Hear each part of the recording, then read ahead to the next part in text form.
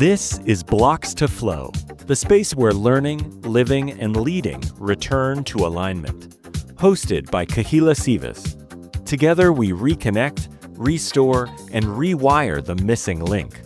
Unlearn survival, relearn rhythm.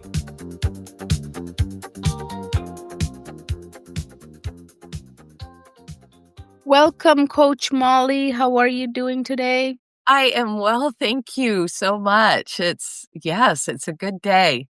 Awesome, amazing. So our podcast is called Blocks to Flow. Mhm. That's what we're going to be talking about.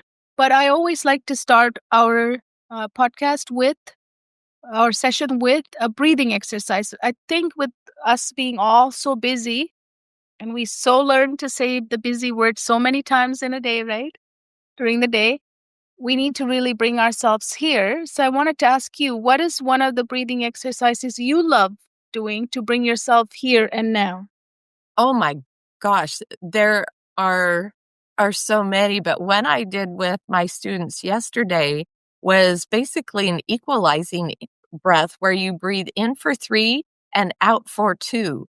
And it's one of those that actually helps stimulate the nervous system, but is very grounding at the same time.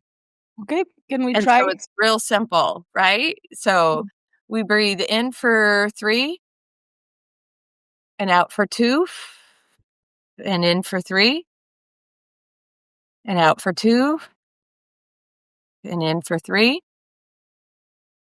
out for 2, then in and out, and in, and then out. Oh, we'll do one more round.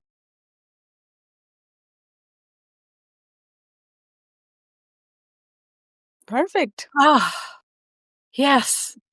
I love breathing exercises. They're very important because we're always spending so much time thinking about our past, right?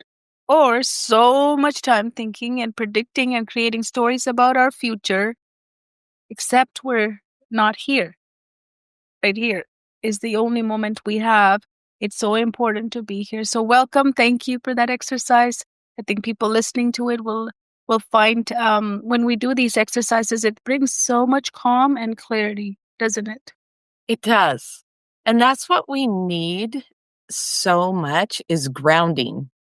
I call it grounding and being connected, really being connected to ourselves, being connected to the earth and connected to each other is we've lost that so much.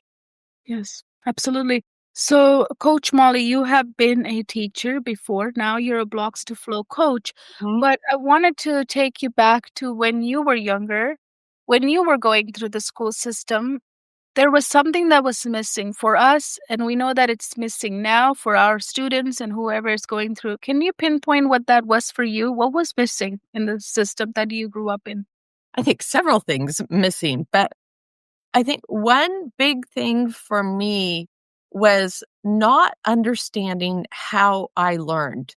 It was information was just put there and I was expected to know what to do with it, how to process it. And nobody had taught me that how to process. It was kind of the same thing I was talking about in my mind and body class the other day about how we deal with emotions. And students were like, yeah, we're just taught to stuff it. And I go, exactly. Exactly. We're just taught to like stuff it, but we aren't taught how to process it and how to really, to use that analogy of bringing in food, of like how to chew our food slowly so that our body can process it. And it's the same thing with learning. We're just shove stuff, but we're not taught how to take these bite-sized pieces and integrate it into our lives.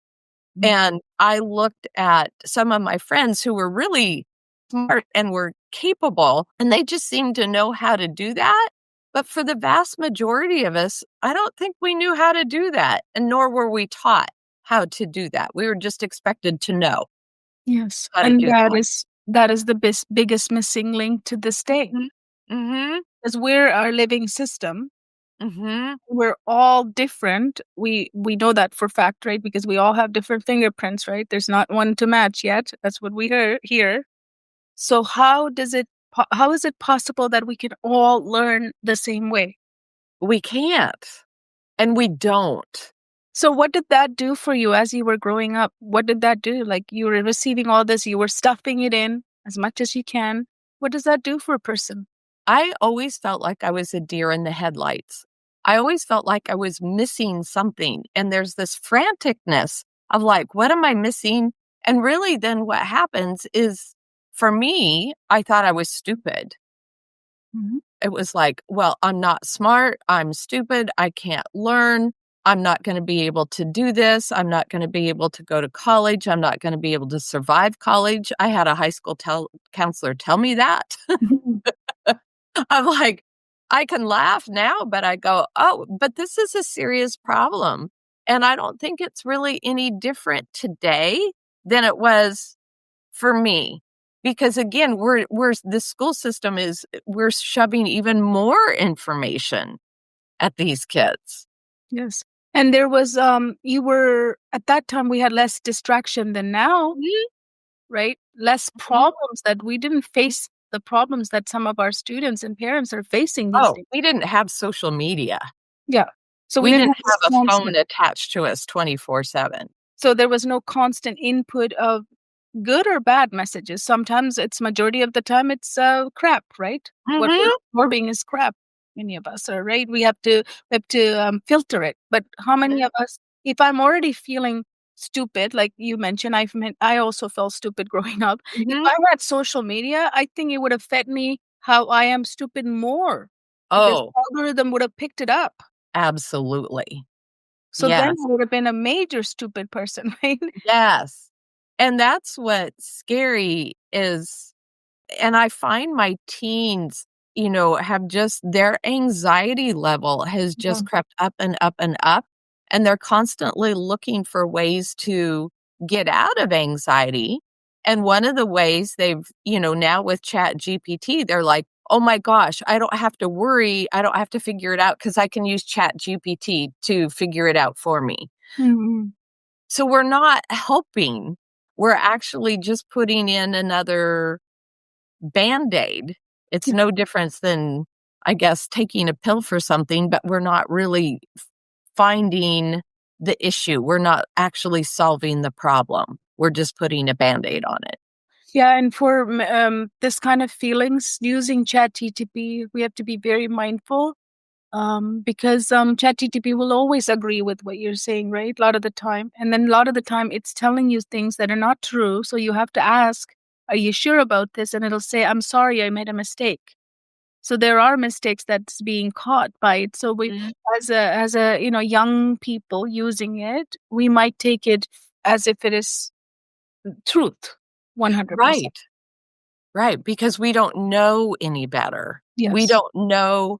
I was listening to a gal talk about ChatGPT the other day, and she says, "I use it like my sparring partner." And I was Mm. like, "Oh, that's brilliant," because we need to learn to spar with it instead of just going, "Oh, truth." Yeah. You have to ask it. So anyone using it in that extent, they definitely need to question it. Are you sure about this? Mhm, mhm, Did you mhm, check this resources for me? Did mhm. you fact check this for me, right? But kids are not like that because they're so fast with their technologies, right? They want everything immediate. So we do have to educate them on that for sure. That's a new problem, if It anything. is. Your problem. Yes. Going back to your childhood growing up, saying I'm stupid and all the other things, how did that stop you? Like, how did that hinder your growth at that time? It's been a journey. I mean, our lives are such a journey, right? And each of us are different, again, with our personalities, our learning styles. For me, with things that I grew up with, it really perpetuated this issue of like, I'm not good enough, I'm not worthy. Yes. And that is a tough one. I think that's for me is still an everyday thing that I have to sort of deal with because we're sort of trained in that regards, and our brains just like to go down these rabbit holes. But then you look at headlines. I was looking at headlines the other day, and it's like, oh my gosh, no wonder there's so much anxiety, because if people are looking at these headlines, everything is doom and gloom, right? And it's been that way since day one. Okay. I was again listening to a speaker, and it was like he was pointing out headlines from early presidencies. And I'm like, oh my gosh. I mean, things have not changed. Oh, it's the same formula. It's the same formula. And it's really opened my eyes to go, we have got to get out of that formula. This is not a formula I subscribe to. No, because we don't deserve to live in anxiety and fear. We don't No. to live like that. No, but unfortunately, social media, the media, society, we do better with doom and gloom.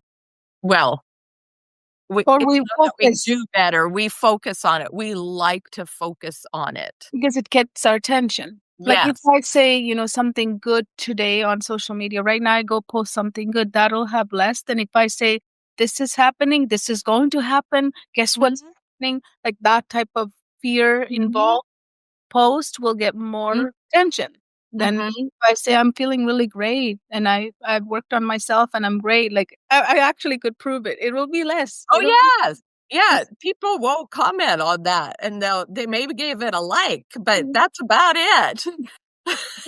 say If you something controversial or something that's gonna blow their mind, and they're gonna be on it. Everybody will be on it, right? They want to know more. If I Yeah. could just induce fear and then curiosity to it, there they are. They're gonna want more. They'll be clicking it. So growing up for you, you had this fear and you see that it's continuing. So, as a Blocks to Flow coach, we know that there's a prerequisite to learning, right? Learning just doesn't it's not a button we press and we go, learn now. Body and brain, learn. No.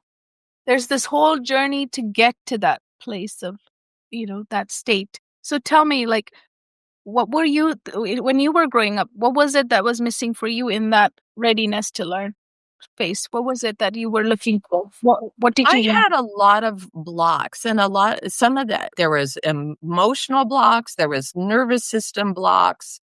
Those were the big ones for me, of just these blocks, because it wasn't, the happy childhood, and I have to say that so many of us didn't grow up. It's not like we had perfect homes or perfect parents. But for me, there was some definite trauma. And so there's emotional blocks. I had to learn to stuff my feelings. Like, it was not okay for me to be upset. It was not okay for me to be angry. I lived in a lot of fear. And some of that is my personality of on taking that fear. So in fear, we either fight, flight, freeze, fawn.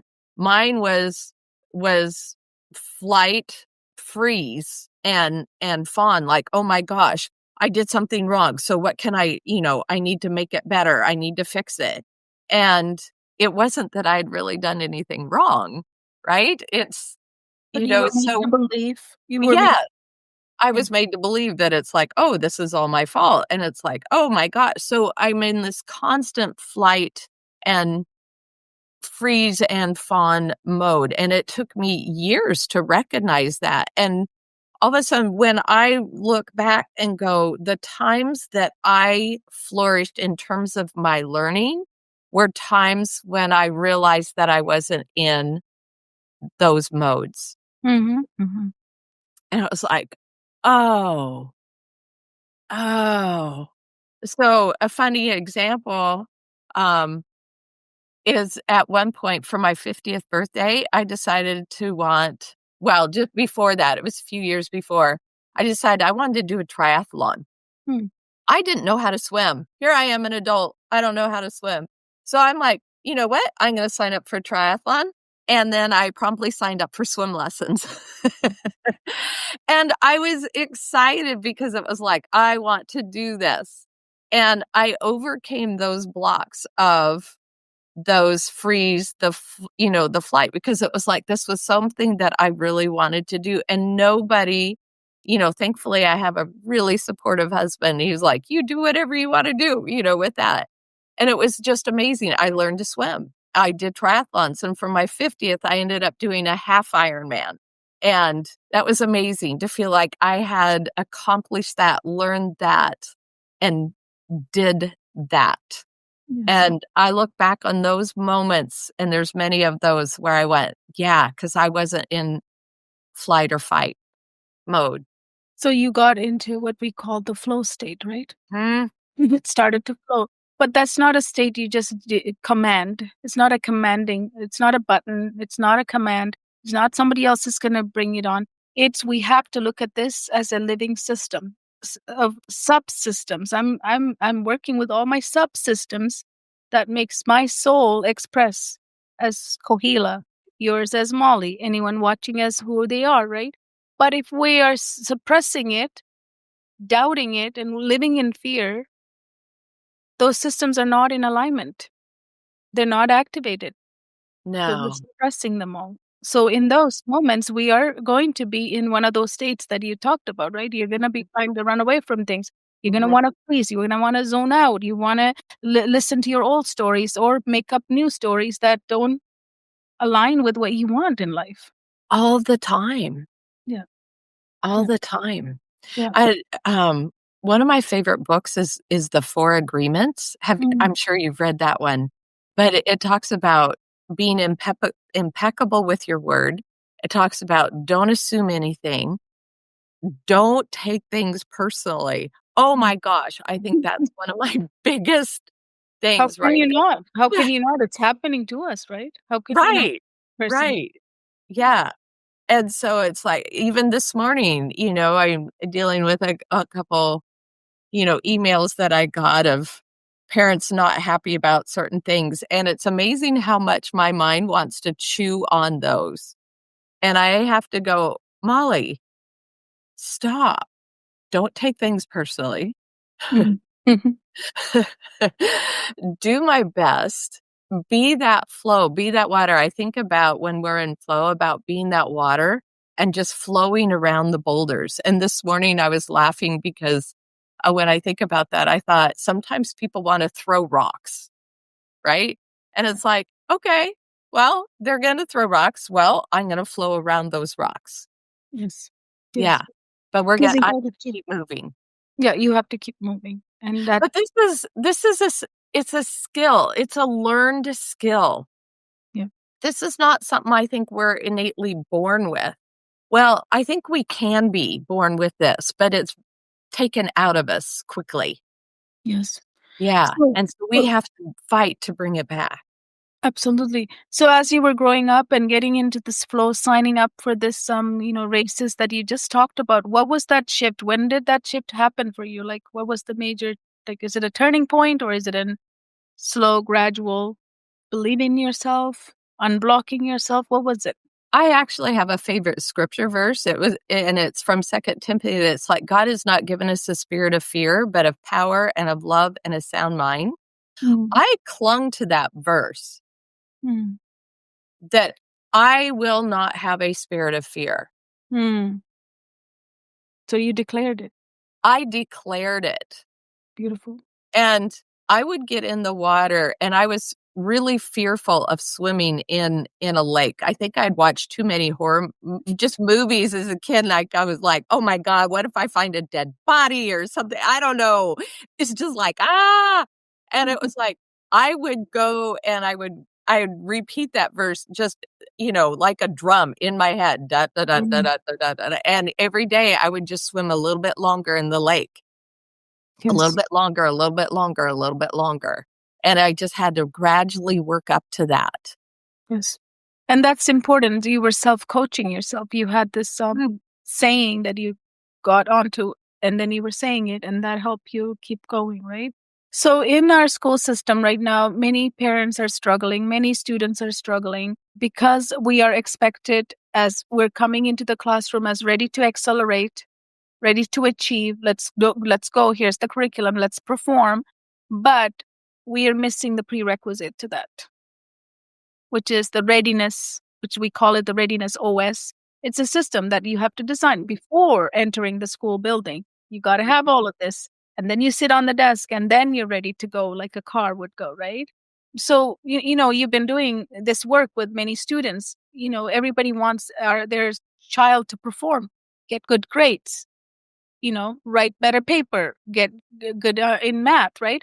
But you know that it's not possible when this readiness is not implemented, right? Can you share that a little bit with your experience? Oh, yeah. And I still see it. And I teach a couple days a week for homeschool co-ops, and I see it where kids come in and they're not ready Mm. for a variety of reasons. One of the things I see, which just kills me, is when I see kids in the morning walking through with their, sugary drink from Starbucks or any coffee place. It's like, oh my gosh, the amount of sugar they're consuming.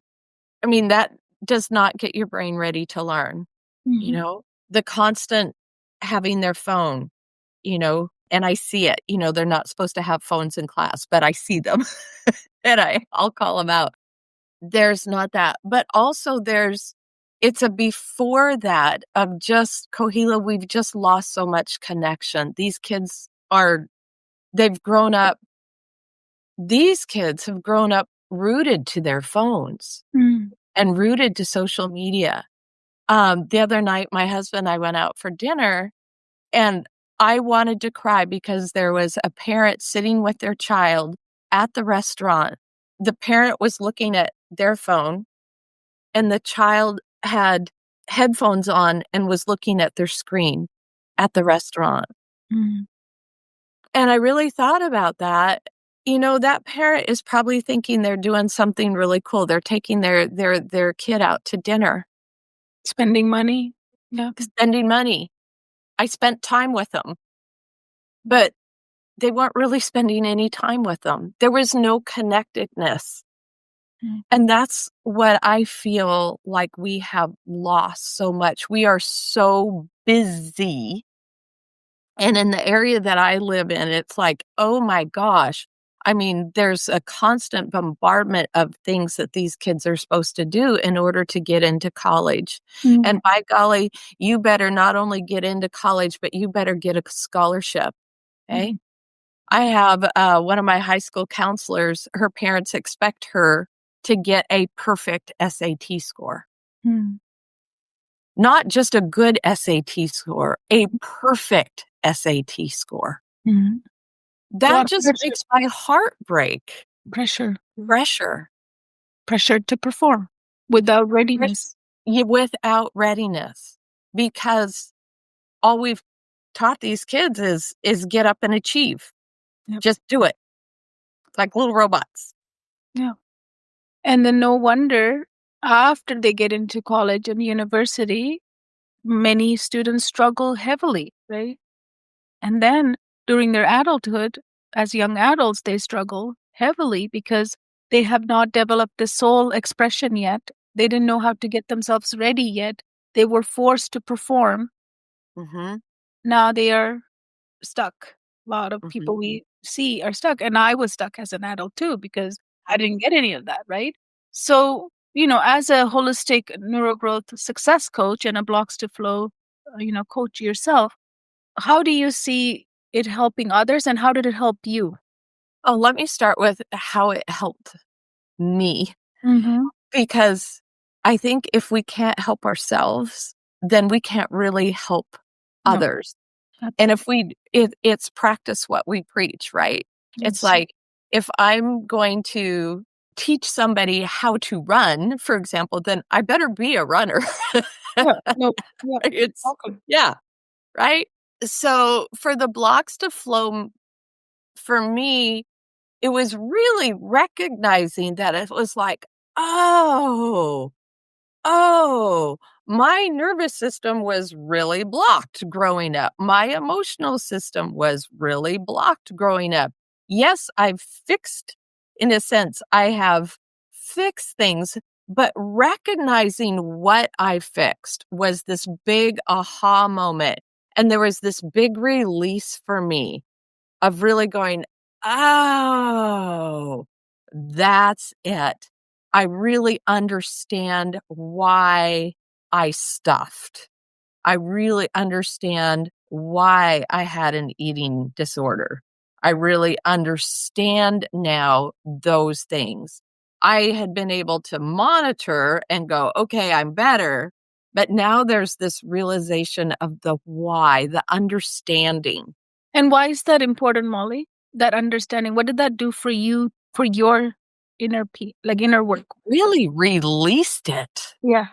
It was like, You took I a don't breath. think it's any different than solving a math problem. We could go through and we could solve like, okay, I know I'm supposed to come up with this answer, so I do. But we don't necessarily understand it, Mhm. right? The understanding the how to and why it comes out this way, why it's supposed to work this way. I think it's the same in the blocks to flow. When we really understand why we had these blocks, then we can release it. Yes. And there was just this weight shift of like, ah, Any stories that comes from it at this point from past, we can now go, oh, I know you. yes, I Right. recognize that. Yeah. And even today, as I was sharing earlier about, a couple of these emails that I got, it was like, oh, what are these stories that are coming in? Oh, yeah. Oh, Yeah. yeah. Yeah. This is the recognition. Instead of going down the rabbit hole of like, oh my gosh, I've screwed up. I'm worthless. I'm like, I should quit. Mm-hmm. I should run away. Mm. Like, oh, Mm. oh, okay, let's rethink this process. And so this is what's amazing for me is to go, wow, at 60 plus years old of actually retooling my brain and Mm. talking to my brain. And that's what's so fascinating. It's so fun to share. I think I've shared with you before.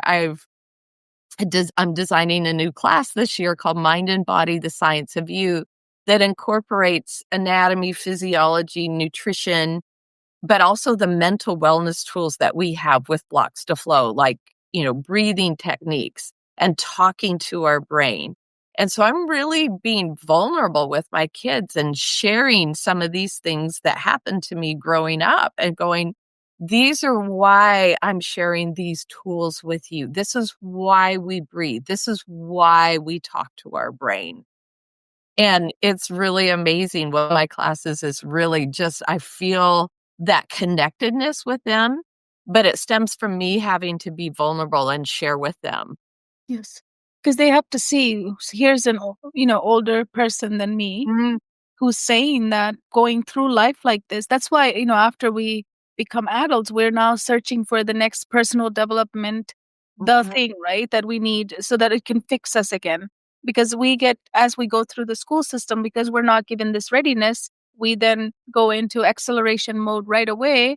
And then we have all of these things that, on those very important years of our life, we pack it and we stuff it, everything, and get us all blocked, and we exit the school system into the real world, and then real world really teaches us, right, real things. With being blocked, you face real world, you're going to be really taught what they expect, right? There's no mercy out there. Oh, there is Ah, zero. you're in the open world. Right there. You're in the open world, there's nothing. So then you learn it all, it again hit you hard way, and then some of us really shut down, right? Really, really shut down. That's depression. Some of us just get through the day, get through the week, get through the month, and then we look for, oh, somebody presents something like, this is the next thing you need to know in personal development, it's going to fix you. And we run to that, and then we're full of tactics and hacks, but nothing is really holistically personalized for me, for my personal problems that I've been stuck with. No, because they're just, um, it's like, I call it kitchen gadgets. Yeah. You know, Buy more. You can have all the kitchen gadgets you want in the world, but if you don't get in the kitchen and actually start to cook and know how to turn on the burner, it's like they're not any amount of kitchen gadgets are gonna Nope. help you. Nope. Actually, that's kind of brilliant right there. I'm like, oh, I like that analogy. Beautiful. And then you also need to know the recipe, Oh, right? In yeah. order to start cooking. And then you also need to know how to do the rest of the recipe to put together to actually make a meal. So the gadget is nothing. No, It's the just gadget fancy is thing right here. nothing. But we are taught that we need all these shiny objects, and it's like, Because it hits you perfectly, right? Subconsciously, you're so dying, and then another personal development guru comes along and says, "This is it. This is it. We found it. It's gonna solve all your problems." And you're like, "Yeah, I better get that too, because I need to solve all my problems." But then it's not customized. It's not holistic. It's fragmented. It's segmented, and it's not going to solve this system being suppressed. This no. system needs originally, I suppressed it. I need to figure out what I suppressed and which subsystems are not working for me. And no Yeah. one's going to do that. And that's why going from school system into personal development, we keep going in these cycles, right? Spirals, cycles. It's just like yo-yo diets, similar diets, or similar Yes. philosophy, right? So it keeps us in a loop. So as a Blocks to Flow coach, understanding that was very important. How when I understand my systems properly and I understand where it stems from, I'm able to flow. And when I'm in flow, I can achieve anything. So now you're seeing that in the students, right? Because every parent wants their kids to perform. Yes. I do too. I do too. Yeah, everybody. That's what else do we want, right? But starting with performance places direct pressure on our kids. Mm-hmm. So what do you have to tell those parents who are starting with performance? Where should they start instead? They really, back to our kitchen analogy, they need to start with, let me help you read the cookbook. Not, here's all the tools, go do it. Can I help you read the book? Let's pick one out together. I did a little video the other day because I hear this a lot, with parents, with their students and with their teens. It's like, well, why haven't you done this yet? What's wrong with you? Why are you procrastinating? You haven't done this assignment yet. What is wrong with you? What is going on? And they're like, pew, pew, pew, pew, instead of going, we have these teen brains that they're totally redeveloping. Like, they're in that pupa stage, I call it, between the caterpillar and the butterfly, where it totally melts down, right? This is what a teen brain is. And it's like, they don't know how to regulate. They don't know how to focus. They don't know how to do these things. So here we're yelling at them to go, what is your problem? Instead of going, wow, what do you think the first step would be? Let me sit down with you and let's talk this out. Show me what do you think the first step is? Yeah, Let me help you read the recipe book. Yeah, just that connection of just pure connection with them to be validated that they're going through this, because it is chaos. We went through it too, right? We did. Yeah. Teenage years. Oh my gosh. I was a mess. That's like I was going around constant deer in the headlights going.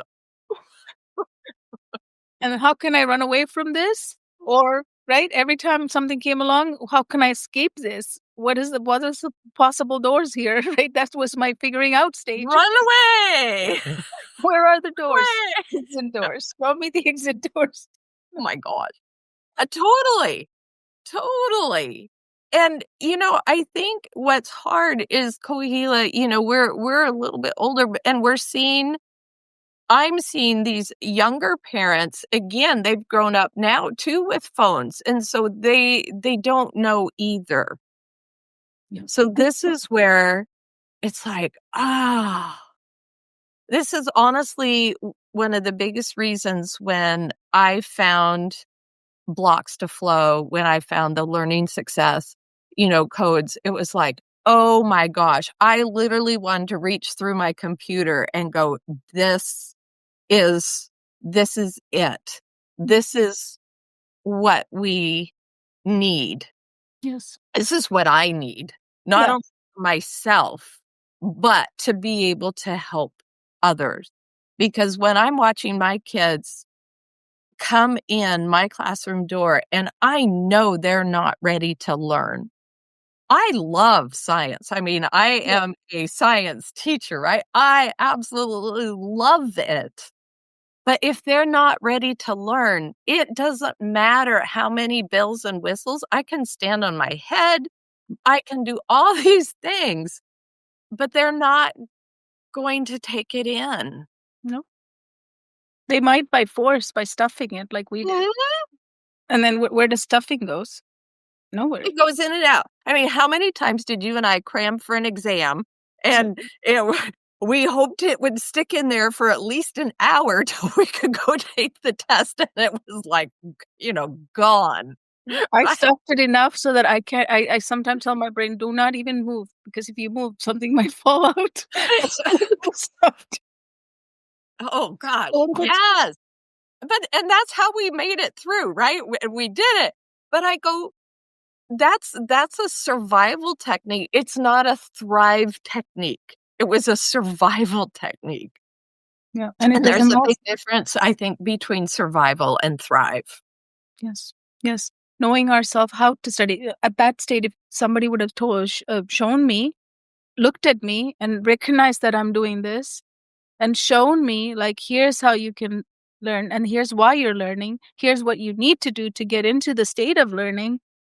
I mean, all of that would have been so much more helpful than going into, me thinking I'm an idiot, stupid, and all of that stuff, and calling and completely quitting on myself, during those times, right? For you, same thing, going into, eating in the disorder, right? So Mhm. we all are going through something. So those of you who are watching, if you're going through something like this, it's not that you're stupid or you're not capable. It's just that no one has slowed it enough to notice how you learn, how you get into the state of learning. So there is this readiness phase that we all have to implement. And if we could put that into the school system, I can guarantee you every behavior out there would go out the door, Oh my gosh. because behavior is language of dysregulated bodies, Yeah. right? And that just breaks my heart. I have this little boy in my grade 1-2 physics zip zap zoom class this year, and his dad was really concerned. And I could see right away that he's got, ADHD, and I really don't care what he's diagnosed with. But it's like, yeah, okay. So this little boy, he just needs some calming technique. So when he comes in, I look at him and I literally just almost like breathe, not on him, but just connect, this moment of connecting and grounding with him. And yesterday, and this little boy, you can tell he came from public school. And the dad was telling me that the teacher always gave him a list of everything he had done wrong that day. And yesterday I heard, they're playing we're doing magnets right now. And the little boy actually did something that was like, he actually waited his turn and he shared. And I looked at him, I said, I want you to know I'm so proud of you for doing what you just did. And he looked at me, and his eyes got real big, and he just had the biggest smile on his face, because you could tell this little boy, it's usually like, stop this, don't do this, quit doing that, sit down, focus, and it's like, here is this class where he can move. Yeah. And then I look for opportunities to go, wow, that was such a great thing you just did. Beautiful. You know what he needs, right? You know what his Oh, absolutely.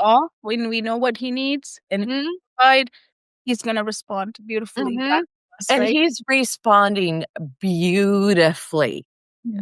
beautifully. Yes. Yeah. And I see dad after class often, and we chit chat for a minute, and it's like, he's like, oh my gosh, this is his favorite class.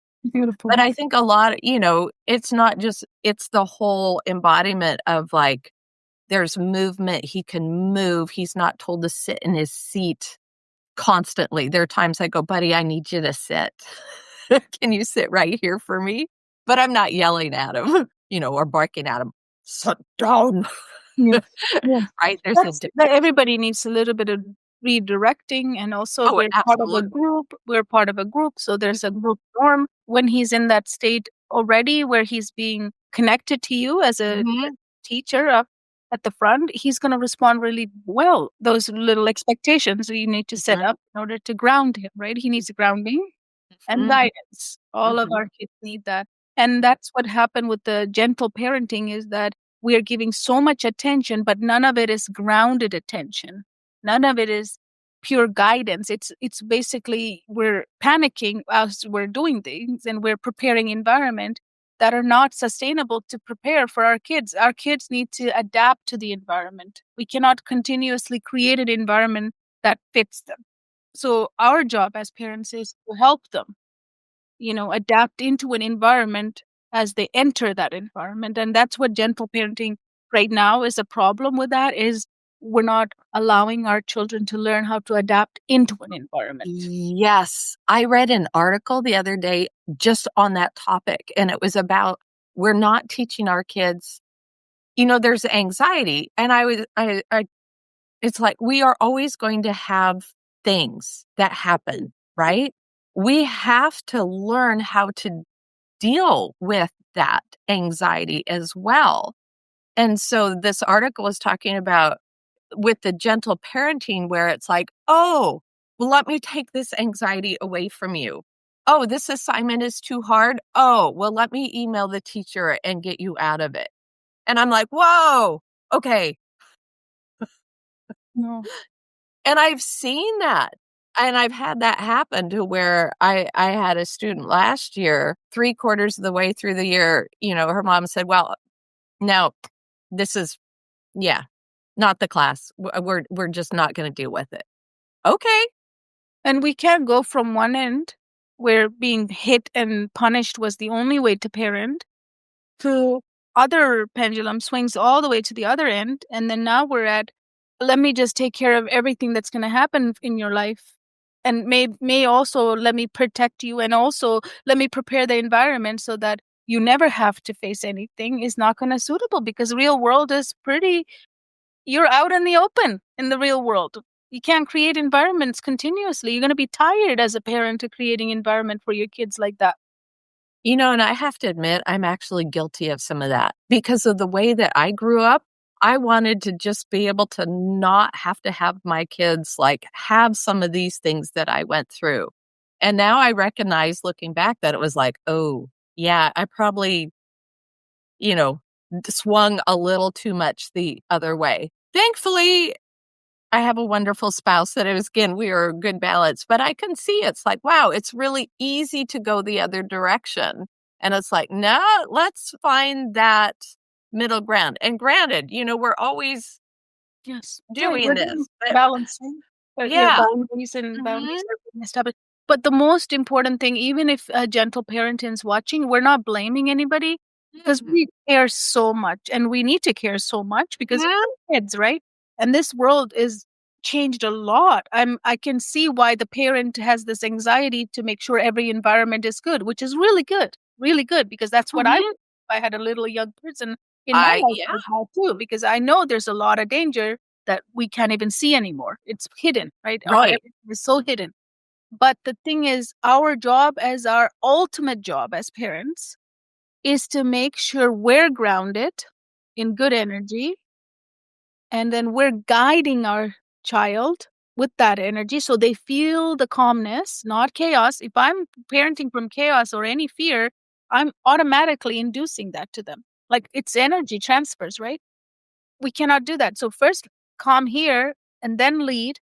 And I'm grounded, leading, guiding, and introducing different environment and showing them how they are capable to be part of that environment, right? How their capacity can grow into that environment, the new environment. Not that you don't have the capacity. Let me protect you. How can I protect you? How can I do this for you? No. How can you grow into that environment? Because environments are going to change. And eventually, I'm not going to be here. As a parent, we are going to leave them alone. It's destined to, I'm going to die before my child. If we have a good life, right? That's given. Right. Fact. Because I'm Mhm. old, right? That's a fact. Unless we just figure out how to live forever, right? That's a different story. But we need to prepare them for independence like that. in the We future. do. So I Yeah. want to also touch on something you said about ADHD, and we don't look through the labels, right? In Blocks to Flow, we don't care about the label. We want to look through the soul of the person, the child or the person. Now, when we say that, some people get really mad. What do you mean? I have autism. I've been dealing with this. I've been living with this. How can you say I don't have it? We're not saying you don't have it. That's not what we said, right? No. To be very clear, I know you didn't say that either. What we're saying is that we don't look through that. Like, behind the autism label, there's a person. Yes. I want to get to know the person, not the label. Yes. I don't want to know it's good to understand the label. Perfect. But if we're constantly looking through the label, I can't see you. I can't see the person, and I can't know how to really help them other than if I look through the label, all I'm going to try and do is fix this spot here. I want to see the whole Yes. person.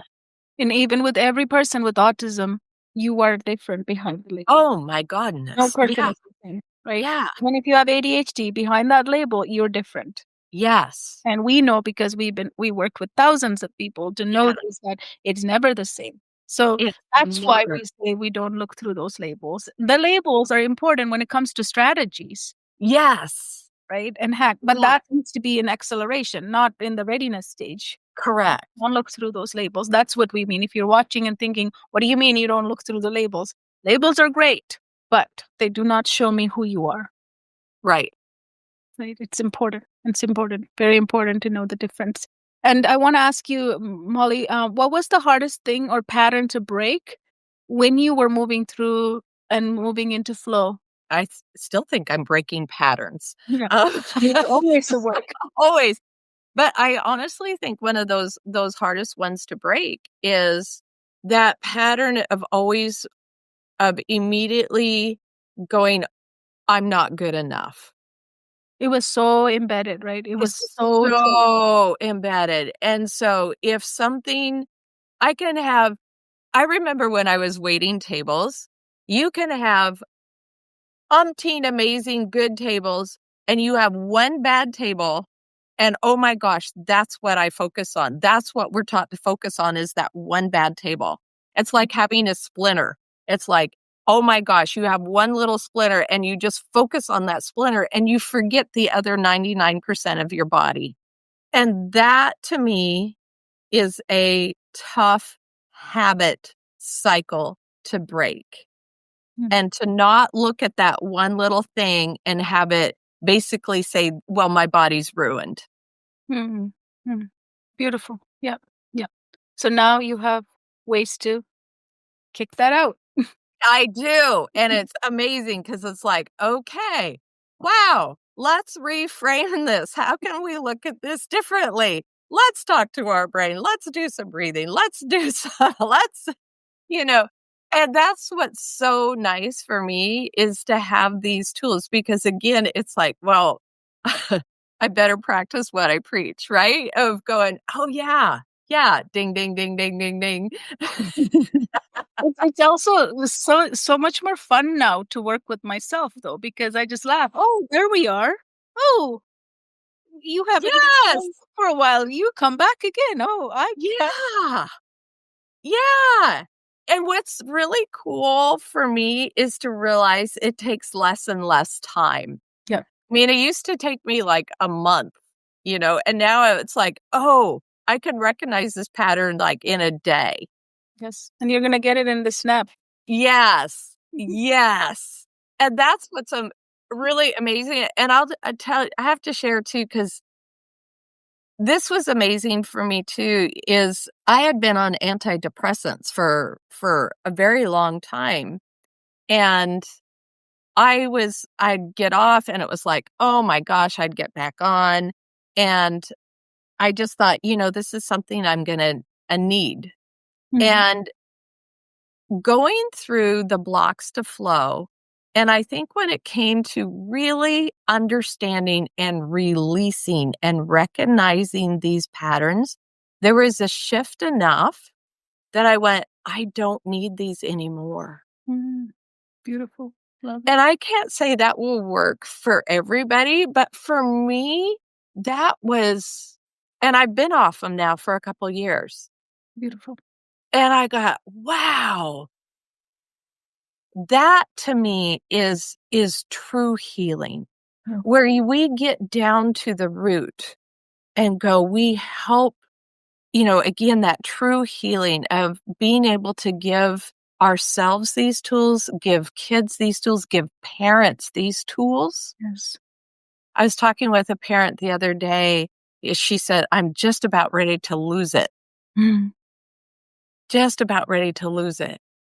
And I was like, wow, what questions can you ask? Can you come from that curiosity instead of going, why did you do this? What questions can you ask? And come at it from curiosity. And she was like, oh, I never thought about that. And actually, you could get more details with the curiosity mode than the other mode you were going to launch, right? Because that's just a shutdown. There's no That's just more. a shutdown. And that's just where I go, we need to help this to not shut down. Because right now there's a vicious cycle of a good thing happening and then a sabotage, a good thing and a sabotage. And you and I recognize that pattern, and it's like, oh, this is what's going on. Yes. And she's like, oh. Yes, absolutely. Yeah, And beautiful. this is just a parent. I Conversation. know her son, and it's like, yeah, It's a conversation even, right? it's a conversation. Yeah. Yeah. And that shift alone is going to be profound for her, because all she needs is to remain in that curiosity. Now she's calmer because curiosity Yes. doesn't, get you like, oh, right? Yes. Curiosity is like, I And wonder. she registered for our parenting inflow. So that Perfect. yeah. And I just love having these tools. Yes. Love having these tools that I feel like get to the root, to, like, we talk about preparing the soil. Yes. This is really preparing the soil. Absolutely. So Molly, if your younger self could witness you now, what do you think they'd notice first? I just had this moment of, like, my little girl inside jumping up and down going, "I knew you could do it." I was like, "Oh," that actually almost brought little tears to my eyes there thinking about that. Um, Yeah. Molly, the little Molly yeah, wants to witness you today. What would she notice first? notice that I am connected.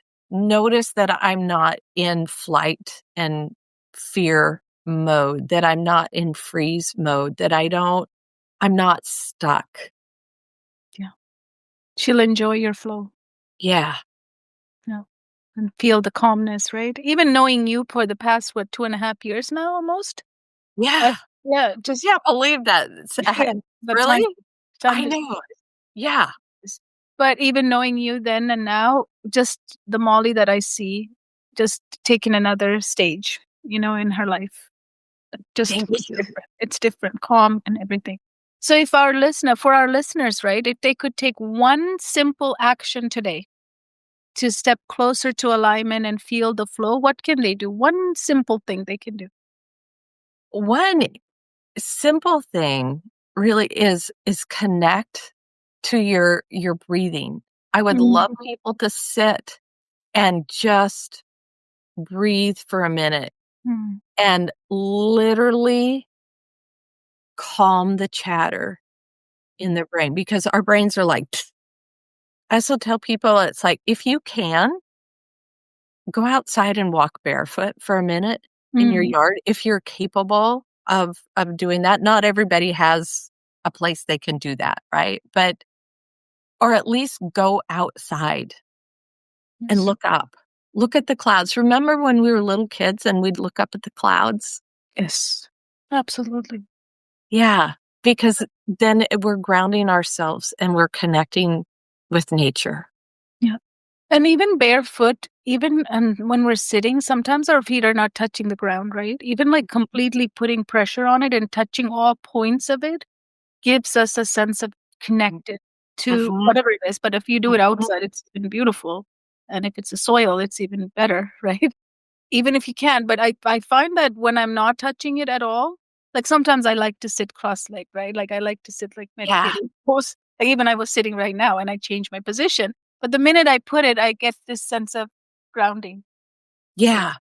it's It's worth like when you get up in the morning, a practice I don't always remember, but I try to remember first thing when I get out of bed is to literally plant my feet on the floor and feel the Yes. floor. Yes. The first Yeah, step. Yeah. Beautiful. and go, "It's gonna be a great day." Yes, absolutely. So the next question is, how can people connect with you? I'm going to have Molly's information, Coach Molly's information on the show notes, and you can connect with her. She has a website. She's all over all the socials. You can connect with her. LinkedIn. She's on LinkedIn, Facebook, Instagram. She's everywhere, and she does host camps in the summer. And if you have kids, I would strongly recommend it. I even want to go to her camps. Oh, I would love you to come. I want to. I've got some ideas for this summer. We need to chat about that. Yes. So, and then we also will be hosting once a month online parenting in flow workshops. We call them labs. And this is free for anybody who's watching, and come and join us. And exactly, we're going to show you how to reconnect with yourself so you can remain that calm, grounded parent for those who you lead, right? So that's what it's all about. It always happens on the third Wednesday of the month. Our first one is starting this month. So if you want any information about that, I am also everywhere. Molly is also everywhere on the socials. So connect with us. So Molly, finish this sentence for me, Coach Molly. What is the sentence? Is flow is? Flow is the ability to move and create despite the obstacles. Beautiful. When you can I think of flow and I have this vision of that I'm this little ball of light in the Mhm. water Mm. and I just flow with the water. And there are times that maybe I get stuck in a whirlpool, but I know I'm going to flow out. I'm going to go around the boulders Mm. and I'm safe and Beautiful. I'm connected. And when I think of that, I feel in flow because I feel unstoppable. Absolutely. Absolutely. And you brought a beautiful message from the flow. Flow doesn't mean obstacles don't exist or come. They're gonna be there, but you know how to flow. That was beautiful. Thank you. Just need to go around. Yes. And sometimes you might swirl. You might, but you're going to get out. Yes. Yes. You'll have the tools. You'll have what it Mhm. takes Mhm. to get out of that. Yes. Absolutely. Thank you so much. Thank you for having me. It's always such a joy to be able to connect with you and Thank chat you. with you. So thank you. And Thank you. thank you for your mission. Yes. Yes. All of our mission is to serve Oh, 1.5 billion human. I want this system, this Readiness OS system that we created, to be in the hands of every single human in the world, yes, because if they have it, learning is easy, living is amazing, leading yourself or others just feels natural. it does. Yeah. It Thank does. you. Thank you. Thank you. You've been listening to Blocks to Flow, where learning, living, and leading return to alignment. Keep reconnecting. Keep restoring. Keep rewiring your way back to rhythm. Discover more at holisticsuccesscodes.com. and join the movement reshaping how we learn, live, and lead. Until next time, flow forward.